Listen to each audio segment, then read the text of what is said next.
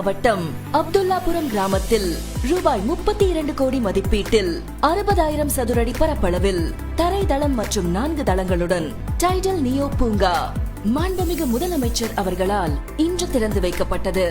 மேலும் நாமக்கல் மாவட்டம் அண்டகலூரில் ரூபாய் 37 கோடி மதிப்பீட்டில் கட்டப்பட உள்ள டைடல் நியோ பூங்கா மாண்புமிகு முதலமைச்சர் அவர்களால் இன்று அடிக்கல் நாட்டப்பட்டது.